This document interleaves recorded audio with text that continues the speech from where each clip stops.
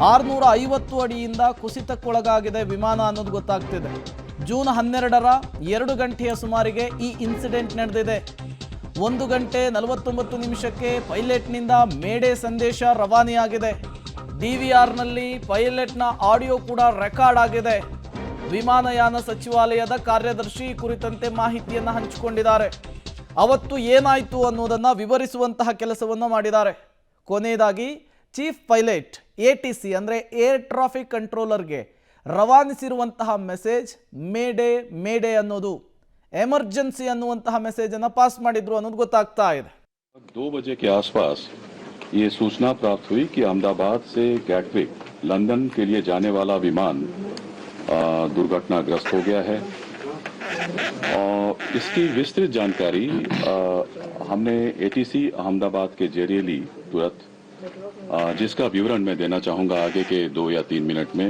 यह एक AIC 171 एक शेड्यूल्ड फ्लाइट थी अहमदाबाद से गैटविक के लिए और इसमें कुल 242 लोग सवार थे, जिसमें 230 यात्री थे, 2 पायलट और 10 क्रू मेंबर्स थे। इस विमान ने दोपहर 1:39 टेक ऑफ किया था और कुछ ही सेकंड्स में लगभग 650 फीट की ऊंचाई पर पहुंचने के पश्चात ये सिंक करने लगा, अर्थात ऊंचाई खोने लगा था। ದುರಂತದ ವಿಚಾರಕ್ಕೆ ಸಂಬಂಧಪಟ್ಟಂತೆ ಈಗ ಸಹಜವಾಗಿಯೇ ವಿಮಾನಯಾನ ಸಚಿವಾಲಯ ಇರುವಂತಹ ಗೊಂದಲಗಳಿಗೆ ಪ್ರಶ್ನೆಗಳಿಗೆ ಉತ್ತರಿಸುವಂತಹ ಕೆಲಸವನ್ನು ಮಾಡ್ತಾ ಇದೆ. ಹೇಗೆ ದುರಂತ ನಡೀತು ಅನ್ನೋದರಿಂದ ಹಿಡಿದು ಈಗ ತನಿಖೆ ಹೇಗೆ ಸಾಗ್ತಾ ಇದೆ ಅನ್ನೋದರವರೆಗೂ ಕೂಡ ಒಂದಿಷ್ಟು ಮಾಹಿತಿಗಳನ್ನು ಸಾರ್ವಜನಿಕರಿಗೆ ಹಂಚಿಕೊಳ್ಳುವಂತಹ ಕೆಲಸವನ್ನು ಮಾಡಿದೆ.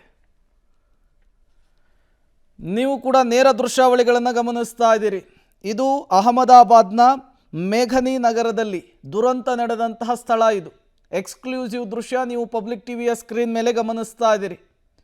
ಈ ವಿಮಾನದ ಅವಶೇಷ ಏನಿದೆ ಇದನ್ನು ಈಗ 2 ಕ್ರೇನ್ಗಳ ಸಹಾಯದಿಂದ ಮೇಲಕ್ಕೆತ್ತುವಂತಹ ಕೆಲಸ ಆಗ್ತಾ ಇದೆ. ಈ ಬಿಡಿ ಭಾಗವನ್ನು ಮೇಲಕ್ಕೆತ್ತಿದ್ದೇ ಆದರೆ ಬಹುತೇಕ ತೆರವು ಕಾರ್ಯಾಚರಣೆ ಮುಕ್ತಾಯವಾಗುತ್ತೆ. ಹಾಗಾಗಿ ಈಗ ಅದನ್ನು ಮೇಲಕ್ಕೆತ್ತುವ ಅದನ್ನು ಸ್ಥಳಾಂತರಿಸುವಂತಹ ಕೆಲಸ ತುಂಬ ಭರದಿಂದ ಸಾಗ್ತಾ ಇರೋದನ್ನು ನೀವು ಗಮನಿಸ್ತಾ ಇದ್ದೀರಿ. ಬೆಳಗ್ಗೆ 7 ಗಂಟೆಯಿಂದಲೂ ಕೂಡ ತೆರವು ಕಾರ್ಯಾಚರಣೆಯನ್ನು ನಡೆಸಲಾಗ್ತಾ ಇತ್ತು. ಈಗ ತೆರವು ಕಾರ್ಯಾಚರಣೆ ಮತ್ತಷ್ಟು ಮುಂದುವರೆದಿದೆ. ವಿಮಾನದ ಹಿಂದಿನ ಭಾಗ ನೀವೇನು ಸ್ಕ್ರೀನ್ ಮೇಲೆ ಗಮನಿಸ್ತಾ ಇದ್ದೀರಿ, ಇದನ್ನು ಟೇಲ್ ಅಂತ ಕರೀತಾರೆ. ಅದನ್ನು ಈಗ ಮೇಲಕ್ಕೆತ್ತುವಂತಹ ಕೆಲಸ ಆಗ್ತಾ ಇದೆ. ಇದು ಅಷ್ಟು ಸುಲಭದ ಕೆಲಸ ಕೂಡ ಅಲ್ಲ, ಯಾಕೆಂದರೆ ಬಿಲ್ಡಿಂಗ್ನ ಒಳಗೆ ಹೋಗಿ ಅದು ಸಿಕ್ಕಿಕೊಂಡಿರುವಂಥದ್ದು. ಆ ಕಡೆ ಈ ಕಡೆ 2 ರೆಕ್ಕೆಗಳನ್ನು ಕೂಡ ಗಮನಿಸ್ತಾ ಇದ್ದೀರಿ. ಈಗ ಅದನ್ನು ಮೇಲಕ್ಕೆತ್ತುವಂತಹ ಕೆಲಸ ಆಗ್ತಾ ಇದೆ. ಕ್ರೇನ್ನ ಸಹಾಯದ ಮೂಲಕ ಮೂವ್ ಆಗಿದೆ. ಮೇಲಕ್ಕೆತ್ತಿರುವಂತಹದ್ದು ಈಗ ಅದನ್ನು ಬೇರೆಡೆ ಶಿಫ್ಟ್ ಮಾಡುವಂತಹ ಕೆಲಸ ಆಗುತ್ತೆ. ಇದನ್ನು ಟೇಲ್ ಅಂತ ಕರೀತಾರೆ. ವಿಮಾನದ ಹಿಂಬದಿಯ ಭಾಗ ಇದೊಂದೇ ಭಾಗ ಉಳಿದಿರುವಂಥದ್ದು. ಅಷ್ಟೂ ವಿಮಾನವು ಕೂಡ ಸುಟ್ಟು ಬೂದಿಯಾಗಿದೆ, ಸುಟ್ಟು ಕರಕಲಾಗಿತ್ತು. ಬೆಳಗ್ಗೆಯಿಂದಲೂ ಕೂಡ ಇದನ್ನು ಮೇಲಕ್ಕೆತ್ತೋದಕ್ಕೆ, ಇದನ್ನು ಸ್ಥಳಾಂತರಿಸೋದಕ್ಕೆ ಅಲ್ಲಿಯ ಸಿಬ್ಬಂದಿಗಳು ದೊಡ್ಡ ಮಟ್ಟದ ಹರಸಾಹಸವನ್ನು ಪಡ್ತಾ ಇದ್ರು. ಮೊದಲು 1 ಕ್ರೇನ್ನ ಮೂಲಕ ಎತ್ತುವಂತಹ ಪ್ರಯತ್ನ ಮಾಡಿದ್ರು, ಅದಾಗಲಿಲ್ಲ. ಈಗ 2 ಕ್ರೇನ್ಗಳನ್ನು ಸ್ಥಳಕ್ಕೆ ತರಿಸ್ಕೊಂಡು ಅದನ್ನು ಶಿಫ್ಟ್ ಮಾಡುವಂತಹ ಕೆಲಸ ಆಗ್ತಾ ಇದೆ. ಬಹುತೇಕ ಈ ಟೇಲ್ ಭಾಗವನ್ನು ಸ್ಥಳಾಂತರಿಸಿದ್ದೇ ಆದರೆ ಬಹುತೇಕ ಈ ಕಾರ್ಯಾಚರಣೆ ಏನಿದೆ, ತೆರವು ಕಾರ್ಯಾಚರಣೆ, ಅವಶೇಷಗಳ ತೆರವು ಕಾರ್ಯಾಚರಣೆ ಅದು ಮುಕ್ತಾಯವಾದಂತೆ. ಇದೊಂದನ್ನು ಮಾತ್ರ ಬ್ಯಾಲೆನ್ಸ್ ಉಳಿಸ್ಕೊಂಡಿದ್ರು. ಈಗ ಅದನ್ನು ಕೂಡ ಮೇಲಕ್ಕೆತ್ತುವಂತಹ ಕೆಲಸ ಆಗಿದೆ. ಈಗ ಅದನ್ನು ಶಿಫ್ಟ್ ಮಾಡುವಂತಹ ಕೆಲಸ ಆಗುತ್ತೆ. ಈ ಟೇಲ್ನ ಹಿಂಬದಿಯಲ್ಲಿಯೇ 2 ಬ್ಲ್ಯಾಕ್ ಬಾಕ್ಸ್ಗಳಿರುತ್ತೆ. ಒಂದು ಬ್ಲ್ಯಾಕ್ ಬಾಕ್ಸ್ ನಿನ್ನೆ ಸಿಕ್ಕಿತ್ತು, ಇವತ್ತೊಂದು ಬ್ಲ್ಯಾಕ್ ಬಾಕ್ಸ್ ಸಿಕ್ಕಿದೆ. ಆಗಾಗಲೇ ಮಾಹಿತಿಯನ್ನು ಕೂಡ ವಿಮಾನಯಾನ ಸಚಿವರು ಕೊಡ್ತಾ ಇದ್ರು. ಈಗ ಪಬ್ಲಿಕ್ ಟಿವಿಯ ಸ್ಕ್ರೀನ್ ಮೇಲೆ ಗಮನಿಸ್ತಾ ಇದ್ದೀರಿ. ಇದು ಅಹಮದಾಬಾದ್ನ ಏರ್ಪೋರ್ಟ್ನಿಂದ 5 ಕಿಲೋಮೀಟರ್ ದೂರ ಇರುವಂತಹ ಜಾಗ. ಇದನ್ನು ಮೇಘನಿ ನಗರ ಅಂತ ಕರೀತಾರೆ. ಈ ಬಿಲ್ಡಿಂಗ್ ಏನು ಕಾಣಿಸ್ತಾ ಇದೆ ಇದು BG ಆಸ್ಪತ್ರೆಯ ಬಾಯ್ಸ್ ಹಾಸ್ಟೆಲ್ ಜಾಗ. ಇಲ್ಲೇನೆ ವಿಮಾನ ಬಂದು ಪತನವಾಗಿತ್ತು, ಇಲ್ಲೇನೆ ದುರಂತ ಸಂಭವಿಸಿತ್ತು. ಆ ಬಿಲ್ಡಿಂಗ್ನಲ್ಲಿಯೇ ಈ ಟೇಲ್ ಭಾಗ ಸಿಲುಕಿಕೊಂಡಿತ್ತು. ಈಗ ಅದನ್ನು 2 ಕ್ರೇನ್ನ ಸಹಾಯದ ಮೂಲಕ ಮೇಲಕ್ಕೆತ್ತುವಲ್ಲಿ ಸಿಬ್ಬಂದಿಗಳು ಸಕ್ಸಸ್ ಆಗಿದ್ದಾರೆ. ಈಗ ಅದನ್ನು ಸ್ಥಳಾಂತರಿಸುವಂತಹ ಕೆಲಸ ಆಗುತ್ತೆ. ಮತ್ತಷ್ಟು ಡೀಟೇಲ್ಸ್ ಕೊಡ್ತಾರೆ ಶಬೀರ್, ನೇರ ಸಂಪರ್ಕದಲ್ಲಿ ಜಾಯ್ನ್ ಆಗಿದ್ದಾರೆ. ಶಬೀರ್, ಹೇಗೆ ಸಾಗ್ತಾ ಇದೆ ಕಾರ್ಯಾಚರಣೆ, ಡೀಟೇಲ್ಸ್ ಕೊಡಬಹುದಾ ಅಂತ ಹೇಳಿ? ಪ್ರೇಮ್, ತೆರವು ಕಾರ್ಯಾಚರಣೆ ಈಗಷ್ಟೇ ಮುಕ್ತಾಯ ಆಗಿರುವಂತದ್ದು. ಇವತ್ತು ಬೆಳಗ್ಗೆಯಿಂದಲೂ ಕೂಡ ನಿರಂತರವಾದಂತ ಕಾರ್ಯಾಚರಣೆಯನ್ನ ಮಾಡಲಾಯಿತು. ಮುಖ್ಯವಾಗಿ ವಿಮಾನದ ಟೇಲ್ ಭಾಗ ಏನಿದೆ, ಹಿಂಬದಿಯ ಭಾಗ ಮತ್ತೆ ರೆಕ್ಕೆಗಳು ಅದು ಕಟ್ಟಡದಲ್ಲಿ ಸಿಲುಕೊಂಡಿದ್ವು. ಅದನ್ನ ತೆರವು ಮಾಡುವಂತ ಕೆಲಸವನ್ನ ಬೆಳಗ್ಗೆಯಿಂದಲೂ ಕೂಡ ಮಾಡ್ಲಾಯಿತು. ಮೊದಲ ಹಂತದಲ್ಲಿ ಒಂದು ಕ್ರೇನ್ ಅನ್ನ ಬಳಕೆ ಮಾಡಿಕೊಂಡು ಅದನ್ನ ತೆರವು ಮಾಡುವಂತ ಪ್ರಯತ್ನವನ್ನ ಮಾಡ್ಲಾಯಿತು, ಆದ್ರೆ ಸಾಧ್ಯವಾಗಿರ್ಲಿಲ್ಲ. ಅದಾದ ಬಳಿಕ 2 ಕ್ರೇನ್ ಗಳನ್ನ ಬಳಸ್ಕೊಂಡು ಅದನ್ನ ಈಗ ಅಂತಿಮವಾಗಿ ತೆರವುಗೊಳಿಸುವಂತ ಕೆಲಸವನ್ನ ಮಾಡಲಾಗಿದೆ. ಇದಕ್ಕೂ ಮುಂಚೆ ಇದನ್ನ ತೀವ್ರ ತಪಾಸಣೆಗೆ ಒಳಪಡಿಸುವಂತ ಕೆಲಸವನ್ನ ಕೂಡ ಮಾಡಲಾಗಿತ್ತು. ಈ ಒಂದು ಸಂದರ್ಭದಲ್ಲಿ ಒಂದು ಮೃತದೇಹ ಕೂಡ ಪತ್ತೆಯಾಗಿತ್ತು. ಈ ಒಂದು ಮೃತದೇಹ ಹೊರತೆಗೆದ ಬಳಿಕ ಈ ಒಂದು ಟೇಲ್ ಭಾಗ ಏನಿತ್ತು ಅದನ್ನ ತೆರವುಗೊಳಿಸುವಂತ ಕೆಲಸವನ್ನ ಮಾಡಲಾಗಿರುವಂತದ್ದು.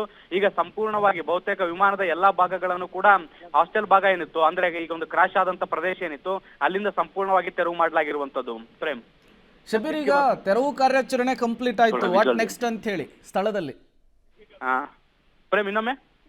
ಶಬೀರ್, ಈಗ ತೆರವು ಕಾರ್ಯಾಚರಣೆ ಕಳೆದ 2 ದಿನಗಳಿಂದ ನಡೀತಾ ಇತ್ತು, ಅದು ಪೂರ್ತಿ ಕಂಪ್ಲೀಟ್ ಆಯ್ತು. ಈಗ ವಾಟ್ ನೆಕ್ಸ್ಟ್ ಅಂತೇಳಿ ಸ್ಥಳದಲ್ಲಿ ಏನಾದರೂ ಬೇರೆ ಅಧಿಕಾರಿಗಳು ಭೇಟಿ ಕೊಡೋ ಸಾಧ್ಯತೆ ಇದೆಯಾ ಅಂತ? ಪ್ರೇಮ್ ನೋಡಿ, ಈಗ ಸದ್ಯಕ್ಕೆ ವಿಮಾನದ ಕೆಲಸಗಳಾಗಿದ್ದಾವೆ. ಇನ್ನು ಕಟ್ಟಡ ಸಾಕಷ್ಟು ದೊಡ್ಡ ಪ್ರಮಾಣದಲ್ಲಿ ಧ್ವಂಸ ಆಗಿದೆ. ಆ ಧ್ವಂಸ ಆಗಿರುವಂತ ಪ್ರದೇಶವನ್ನು ಕೂಡ ತೆರವು ಮಾಡಬೇಕು. ಬಹಳಷ್ಟು ಕಟ್ಟಡ ಹಾನಿಯಾಗಿ ಹೋಗಿರುವಂತದ್ದು, ಆ ಹಾನಿಯಾಗಿರುವಂತ ಪ್ರದೇಶವನ್ನು ಕೂಡ ಸರಿಪಡಿಸಬೇಕಾಗಿರುವಂತದ್ದು. ಅಂದ್ರೆ ಅಲ್ಲಿ ಬಿದ್ದಿರುವಂತ ವೇಸ್ಟ್ ಏನಿರುತ್ತೆ ಅಥವಾ ಈ ತ್ಯಾಜ್ಯ ಏನಿರುತ್ತೆ ಆ ತ್ಯಾಜ್ಯವನ್ನ ಕೂಡ ತೆರವು ಮಾಡ್ಬೇಕಾಗತ್ತೆ. ಅದನ್ನೆಲ್ಲ ತೆರವು ಮಾಡುವಂತ ಪ್ರಕ್ರಿಯೆಗಳು ಬಹುಶಃ ನಾಳೆಯಿಂದಲೂ ಕೂಡ ಆರಂಭ ಆಗುತ್ತೆ. ಇದ್ರ ಜೊತೆಗೆ ಇನ್ವೆಸ್ಟಿಗೇಷನ್ ಏಜೆನ್ಸಿಗಳು ಕೂಡ ನಿರಂತರವಾಗಿ ಈ ಪ್ರದೇಶವನ್ನ ವಿಸಿಟ್ ಮಾಡ್ತಾ ಇದಾವೆ. ಈ ಒಂದು ಕಟ್ಟಡವನ್ನ ಹೊರತುಪಡಿಸಿ ಇತರೆ ಭಾಗಗಳಲ್ಲಿ ಏನಾದ್ರೂ ಡ್ಯಾಮೇಜ್ ಆಗಿದೆಯಾ ಅಥವಾ ವಿಮಾನದ ಅವಶೇಷಗಳು ಏನಾದ್ರೂ ಸಿಗ್ತಾವ ಅನ್ನುವಂಥದ್ದು ಕೂಡ ನಿರಂತರವಾಗಿ ಪರಿಶೀಲನೆಗಳು ನಡೀತಾ ಇದಾವೆ. ವಿಮಾನ ಹೇಗೆ ಪತನ ಆಯ್ತು, ಅದಕ್ಕೆ ಕಾರಣಗಳೇನು ಅನ್ನುವಂಥದ್ರ ಬಗ್ಗೆ ತನಿಖೆಗಳು ಮುಂದುವರಿಯುತ್ತೆ. ಈಗ ಇದರ ಅವಶೇಷಗಳನ್ನು ಕೂಡ ಸಂಗ್ರಹಿಸಿ ಬೇರೆ ಕಡೆಗಿಟ್ಟು ಅದನ್ನು ಕೂಡ ಅಧ್ಯಯನಕ್ಕೆ ಒಳಪಡಿಸುವಂತ ಸಾಧ್ಯತೆಗಳಿದಾವೆ. Prem, okay, thank you Shabeer ತಮ್ಮೆಲ್ಲ ಮಾಹಿತಿಗಾಗಿ. ನೀವು ಕೂಡ ನೇರ ದೃಶ್ಯಾವಳಿಗಳನ್ನು ಗಮನಿಸ್ತಾ ಇದ್ದೀರಿ. ಅಹಮದಾಬಾದ್ನ ಏರ್ಪೋರ್ಟ್ನಿಂದ 5 ಕಿಲೋಮೀಟರ್ನ ಜಾಗದಲ್ಲಿ ದುರಂತ ಸಂಭವಿಸಿತ್ತು. ಮೇಘನಿ ನಗರದಲ್ಲಿ ಈ ಘಟನೆ ನಡೆದಿತ್ತು. ಈಗ ಅವಶೇಷಗಳ ಅಡಿಯಲ್ಲಿದ್ದಂತಹ ಎಲ್ಲ ಮೃತದೇಹಗಳನ್ನು ಹೊರತೆಗೆಯಲಾಗಿದೆ. ಜೊತೆಗೆ ತೆರವು ಕಾರ್ಯಾಚರಣೆ ಕೂಡ ಮುಕ್ತಾಯವಾಗಿದೆ.